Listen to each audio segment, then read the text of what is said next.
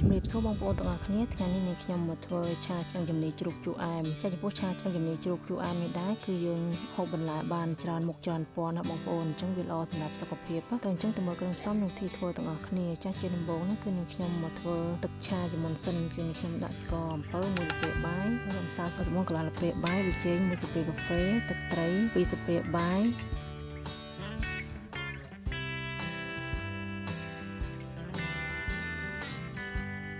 ប្រេងខ្យង2ស្លាបព្រាបាយទឹកម្ទេស3ស្លាបព្រាបាយ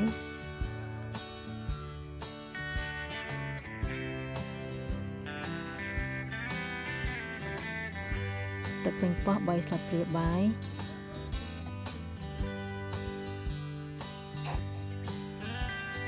ម្រេចមាន់កន្លះស្លាបព្រាកាហ្វេ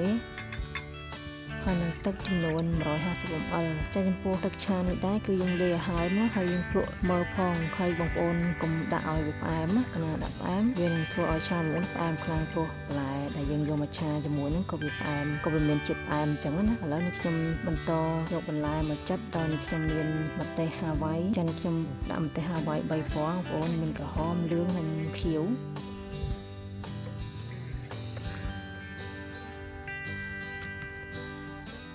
មានខ្ទឹមបារាំងចារបស់ខ្ទឹមបារាំងហ្នឹងគឺកាត់វាជារាង4ជ្រុងអញ្ចឹងមក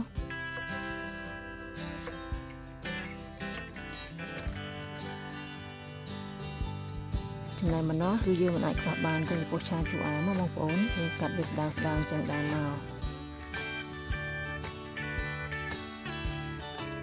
ហើយប៉េងប៉ោះគឺខ្ញុំកាត់វាជារាង4ជ្រុងដែរ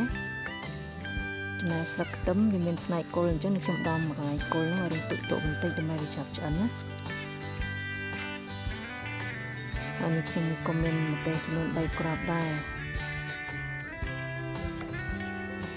ចំណែកឆ្អឹងជំនីជ្រូកគឺកាប់វាជាដុំ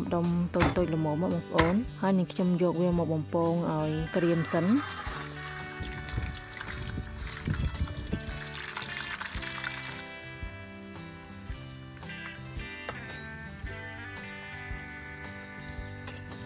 បន្តមកទៀតនេះខ្ញុំរំលីងខ្ទឹមសឲ្យវាឡើងឈ្ងុយសិនមក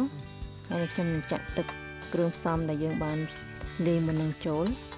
ហើយកូរវាស្ទុះឲ្យវាពុះបន្តិចសិនទៅនេះខ្ញុំនឹងដាក់ឆ្អឹងជំនីជ្រូកចូលហើយនេះខ្ញុំឆាឆ្អឹងជំនីជ្រូកហ្នឹងឲ្យវាចូលជាតិសិនទៅនេះខ្ញុំដាក់បន្លែចូល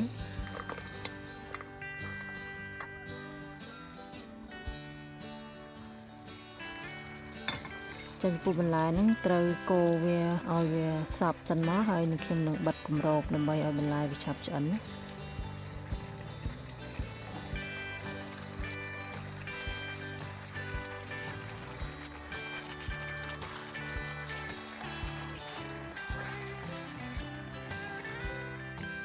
តែក្របមកស្ទុះទៅឃើញថាបន្លែឆ្អិនហើយនឹងខ្ញុំដាក់ស្លឹកខ្ទឹមហើយនឹងម្ទេសចូលរួចឆាពី3ត្រឡប់អញ្ចឹងមករួចបិទភ្លើងចង្ក្រានបានហើយបងប្អូន